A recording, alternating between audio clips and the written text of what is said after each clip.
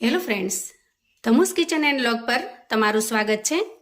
મિત્રો, આજે આપણે મગમાંથી એકદમ ટેસ્ટી એવો નાસ્તો બનાવીશું. આ નાસ્તાની રીત પહેલા તમે કદાચ ક્યારેય નહીં જોઈ હોય. એકદમ યુનિક, સાવ અલગ અને નવી રીત છે. તો ચાલો ઝડપથી બનાવવાની તૈયારી કરીએ. સૌથી પહેલા આપણે અહીંયા 1 વાટકી જેટલા મગ લેવાના છે.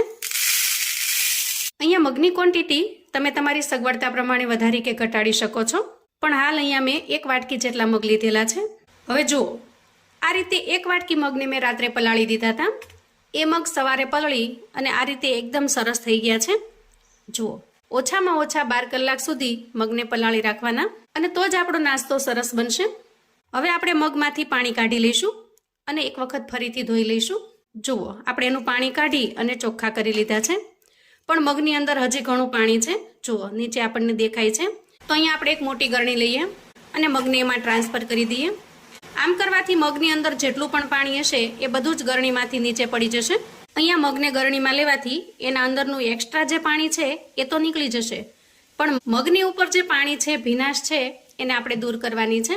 મગની ઉપરની ભીનાશ દૂર કરવા માટે અહીંયા હું એક નેપકિન લઈ લઉં છું અને નેપકિનની અંદર મગને ટ્રાન્સફર કરી દઉં છું. તો આ રીતે કોઈ કોટનનું કપડું હોય અથવા તો કોઈ ચૂંદડી હોય, તમારી પાસે જે કોઈ એક્સ્ટ્રા અવેલેબલ કપડું પડ્યું હોય એને લઈ લેવાનું. જુઓ, આ રીતે મગને ફેલાવી અને થોડી વાર પંખા નીચે મૂકી દેશો તો પણ એકદમ સરસ રીતે બધું જ પાણી દૂર થઈ જશે. અહીંયા પાણી દૂર કરવા માટે આપણે સૂકવવાના કે તડકે નાખવાના એવી કશી જ પ્રોસેસ કરવાની નથી.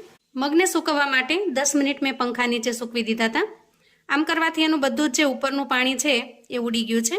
અહીંયા તમે જોઈ શકો છો. જુઓ, તો અહીંયા કોરા થઈ ગયેલા મગને આપણે એક પ્લેટની અંદર કાઢી લઈએ. હવે નાસ્તો બનાવવા માટે આપણે અહીંયા ગેસ ઓન કરીશું અને ગેસ ઉપર એક પેન મૂકીશું.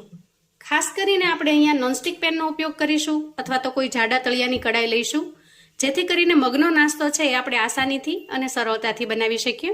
હવે પેનને પહેલાં થોડું ગરમ થઈ જવા દેવાનું, થોડું ઘણું. આ રીતે હાથ કરવાથી તરત તમને હીટ આવશે એટલે ખ્યાલ આવી જશે કે કડાઈ સારી રીતે ગરમ થઈ ગઈ છે. આ સ્ટેજે આપણે ગેસની ફ્લેમને એકદમ ધીમી કરી લેવાની અને તૈયાર કરેલા જે મગ છે એમાંથી આપણે ત્રીજા ભાગના મગને આમાં ટ્રાન્સફર કરવાના. મગને અહીંયા એક સાથે આપણે નહીં નાખીએ, થોડા થોડા નાખવાથી એકદમ સારી રીતે આપણે શેકી શકીશું. અને ગેસની ફ્લેમને ધીમી રાખી સ્પેચ્યુલાની મદદથી મગને અહીંયા આપણે ચલાવતું જવાનું છે. એક વખત આ નાસ્તો બની જશે તો તમને થશે કે વાહ, આવું તો ક્યારેય વિચાર્યું પણ નહોતું કે મગમાંથી આપણે આવો સરસ મજાનો ટેસ્ટી નાસ્તો બનાવી શકીએ. અહીંયા ગેસની ફ્લેમને ધીમી રાખી સ્પેચ્યુલાની મદદથી આપણે સતત ચલાવતું રહેવાનું. થોડી વાર અટકશું તો નીચે બેસી જશે અને મગની જે ડિઝાઇન છે એક સાઈડ થોડી કાળી થઈ જશે. મેં ઘણા સમય પહેલા આ રીતે નાસ્તો બનાવવાનો વિડીયો પણ શેર કરેલો છે, ચેનલ પર અવેલેબલ છે, અને એ નાસ્તાનો વિડીયો બધાને ખૂબ જ પસંદ આવેલો. અને આજે આપણે જે નાસ્તો બનાવીએ છીએ એ એના કરતાં થોડો અલગ છે. અહીંયા મગ છે એ 50% જેવા શેકાઈ ગયા છે. તમે જોશો કે મગની ઉપરની જે ફોતરી છે એ ધીરે ધીરે દૂર થવા લાગી છે. ખાસ કરીને બજારની અંદર જે તળેલા મગ મળે છે, ટેસ્ટ તમને ઇક્વલી એના જેવો જ આવશે. એ નમકીન બનાવવા માટે ઘણા બધા તેલનો ઉપયોગ થાય છે, પણ આજે આપણે બિલકુલ તેલના ઉપયોગ કર્યા વગર બનાવીશું. જુઓ, અંદાજે 2 થી 2.5 મિનિટ જેટલો સમય થયો છે અને તમે જોઈ શકો છો જેવી રીતે ચણાને શેકવાથી એના ઉપરની જે છાલ દૂર થઈ જાય છે, ચણા ફૂટી જાય છે, એવી જ રીતે અહીંયા આપણે મગને તૈયાર કર્યા છે અને મગ એકદમ સરસ પરફેક્ટલી શેકાઈ ગયા છે. અને જ્યારે શેકાશે ને ત્યારે એની થોડી ઘણી સુગંધ પણ આવશે. પરફેક્ટલી કુક થયા છે કે નહીં એ જાણવા માટે તમે આમાંથી એકાદો દાણો લઈ અને દાંત નીચે દબાવી શકો છો. અને મગનો જે કલર છે ને એ થોડો તમને સોનેરી કલર જેવો લાગશે, થોડો અમથો બ્રાઉન જેવો. તો તૈયાર થયેલા મગને આપણે એક પ્લેટની અંદર કાઢી લઈએ. જુઓ, અવાજ સાંભળી શકો છો. ત્યાર પછી એ જ રીતે આપણે બીજી બેચને બનાવી લઈએ. આટલા મગની અંદર આપણે 3 બેચની અંદર શેકીશું અને દરેક વખતે એક સરખી પ્રોસેસથી શેકી લઈશું. અહીંયા મગનો નાસ્તો બનાવવા માટે હું તમારી સાથે એક સ્ટેપ શેર કરી રહી છું અને વિડીયોને પણ બહુ ઓછો સ્કીપ કરું છું, જેથી કરીને તમે જ્યારે પણ ઘરે બનાવો ને તમારાથી પણ એકદમ સરસ પરફેક્ટ એવો નાસ્તો બનીને તૈયાર થાય. તો જુઓ, આટલા મગને શેકવા માટે અંદાજે 8 થી 9 મિનિટ જેટલો સમય લાગ્યો છે, પણ મગ એકદમ સરસ ક્રિસ્પી થઈ ગયા છે. જુઓ, હું તમને એક અહીંયા દાણો ખાઈને પણ બતાવું. ક્રન્ચીનેસનો અવાજ તમે સાંભળ્યો હશે. આ મગને તમે તાવડી કે લોઢીમાં પણ શેકી શકો છો, પણ જ્યારે નોનસ્ટિકની અંદર શેકીશું ને ત્યારે બળવાની બિલકુલ ચિંતા રહેતી નથી અને એકદમ સરસ ને સારી રીતે શેકી શકાય છે. તમે કોઈ જાડા તળિયાની કડાઈની અંદર પણ શેકી શકો છો. અહીંયા તમે મગનો લુક જોઈ શકો છો. જાણે ચણા ફૂટી ગયા હોય એમ બધા જ મગ સારી રીતે ફૂટી ગયા છે. ખાસ કરીને હાર્ટ પેશન્ટ હોય જેને મીઠું ખાવાની ના હોય એ પણ આ મગને ખાઈ શકે, કેમ કે મેં આના અંદર મીઠું અત્યારે બિલકુલ ઉમેર્યું નથી. આ મગને તમે આ રીતે સિમ્પલી પણ ખાઈ શકો. એટલે જેને બ્લડ પ્રેશર હોય અથવા તો મીઠું ખાવાની ના હોય એ પણ આ મગ ખાઈ શકે છે. અને આ તૈયાર કરેલા મગ છે એ અંદાજે 4 થી 5 દિવસ સુધી સારા રહે છે. પણ જો તમારે એને લાંબા સમય સુધી સારા રાખવા હોય તો એની પણ ટ્રીક બતાવું.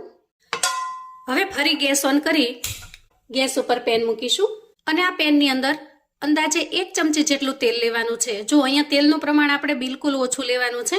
અને પેનને આ રીતે ફેરવી બધી જ જગ્યાએ આપણે તેલને સ્પ્રેડ કરી દઈએ અને ત્યાર પછી આપણે તૈયાર કરેલા મગને એમાં ઉમેરી દઈએ. આ પ્રોસેસ કરતી વખતે પણ ગેસની ફ્લેમને આપણે એકદમ ધીમી રાખવાની છે. આ રીતે માત્ર 1 ચમચી તેલની અંદર તમે જો મગને શેકી લેશો ને તો આ મગ છે એ મહિનાઓ સુધી સારા રહે છે. તેલની અંદર ફ્રાય થયા પછી મગની ક્રિસ્પીનેસ પણ ખૂબ સારી થઈ જાય છે. અંદાજે 2 મિનિટ સુધી આપણે ફ્રાય કરી લેવાના. જુઓ અહીંયા મેં 1 ચમચી તેલ લીધું છે ને તો એ થોડું વધારે લાગે છે. આની જગ્યાએ તમે અડધી ચમચી જેટલું તેલ પણ લઈ શકો છો. તો અંદાજે 2 મિનિટ સુધી આપણે મગને શેકી લીધા છે. હવે જુઓ આ રીતે મગ થોડા ફ્રાય થઈ જાય એ સમયે આપણે સ્વાદ પ્રમાણે મીઠું ઉમેરીશું અને સારી રીતે મિક્સ કરી લઈએ. મગને આપણે તેલની અંદર ફ્રાય કર્યા હોવાથી મીઠું સારી રીતે ચડી જશે અને થોડુંક પાકી પણ જશે, કેમ કે કાચું મીઠું ઉમેરવાથી ઝડપથી મોઇસ્ચર થાય છે. આ રીતે અંદાજે 2 મિનિટ જેટલો સમય થયો છે અને મગ એકદમ સરસ ક્રિસ્પી થઈ ગયા છે. આ મગને તમે 1 મહિના સુધી એન્જોય કરી શકો છો. ખાસ કરીને કોઈ એરટાઇટ કન્ટેનર કે બરણીને લઈ જો એમાં સ્ટોર કરી દેશો 1 મહિના સુધી તમે આ નાસ્તો છે એને એન્જોય કરી શકશો. હવે ગેસની ફ્લેમને બંધ કરીશું અને તૈયાર થયેલા મગને આપણે પ્લેટની અંદર લઈ લઈએ. આ રીતે તમે જાજી ક્વોન્ટિટીમાં બનાવી અને લાંબા સમય સુધી સ્ટોર પણ કરી શકો છો. હવે આ મગનો આપણે ટેસ્ટી એવો નાસ્તો બનાવીએ. જુઓ હું આ રીતે એરટાઇટ કન્ટેનરમાં ભરીને રાખું છું જેથી સાચવવામાં ખૂબ સરળતા રહેશે. અહીંયા હું તમને આ મગમાંથી નાસ્તો બનાવવાની રીત પણ બતાવું છું. જુઓ આ રીતે જેટલો બનાવવો હોય એટલા આપણે મગ લઈ લેવાના. થોડું સ્પાઇસી બનાવવા માટે ચીલી ફ્લેક્સ ઉમેરીશું અને ત્યાર પછી થોડો ચાટ મસાલો ઉમેરીશું. તમે અહીંયા આમચૂર પાવડર ઉમેરી શકો છો અથવા તો જરૂરિયાત મુજબ લીંબુનો રસ પણ ઉમેરી શકો છો. એકદમ ઝીણી સમારેલી ડુંગળી ઉમેરીએ અને ઝીણા સમારેલા ટમેટાના પીસ ઉમેરીએ. અહીંયા મારી પાસે થોડું દાડમ પડ્યું હતું એના દાણા લઈ લઉં છું. અહીંયા દાડમના દાણા ઉમેરવા ઓપ્શનલ છે. તમારી પાસે જો અવેલેબલ હોય તો ઉમેરવાના, નહીં તો સ્કીપ કરી દેવાના. આ રીતે એકદમ ટેસ્ટી એવો નાસ્તો બનીને તૈયાર થાય છે. અને ત્યાર પછી એના ઉપર થોડી ઝીણી સેવ ઉમેરી દઈએ અને થોડી કોથમીર ઉમેરી દઈએ. એકદમ ક્રિસ્પી અને ક્રન્ચી મગની આ ચાટ ખૂબ જ ટેસ્ટી એવી લાગે છે. આની અંદર તમે કોઈ પણ મસાલા કે વસ્તુ વધારી પણ શકો છો અને ઘટાડી પણ શકો છો. એકદમ ટેસ્ટી એવી મગની ચાટ બનીને તૈયાર છે. આ રીતે નાસ્તો તમે બાળકોને ટિફિન બોક્સમાં આપી શકો છો અથવા તો સાંજે નાની મોટી ભૂખની અંદર પણ એન્જોય કરી શકો છો. ખરેખર મગની નમકીન બનાવવાની આ રેસીપી તમને અને ઘરના બધાને ખૂબ જ પસંદ આવશે. તો આવું અવનવું જાણવા માટે અને મને સપોર્ટ કરવા માટે ચેનલ પર જો તમે નવા છો તો પ્લીઝ ચેનલને સબસ્ક્રાઇબ કરો. વિડીયો ગમે તો લાઈક અને શેર કરો. તમારા સગા સંબંધી મિત્રોને પણ આપણી આજની એકદમ ટેસ્ટી એવી મગની નમકીન બનાવવાની રેસીપી ચોક્કસથી શેર કરજો, જેથી એ લોકો પણ બનાવીને તૈયાર કરી શકે, એન્જોય કરી શકે અને એના પરિવારને પીરસી શકે. કોમેન્ટમાં મને ચોક્કસથી જણાવજો મિત્રો કે આજની આ નમકીન બનાવવાની રેસીપી તમને કેવી લાગી છે. અને હા, તમે મારો વિડીયો ક્યાંથી ને કયા ગામથી જોઈ રહ્યા છો એ લખવાનું બિલકુલ ભૂલશો નહીં.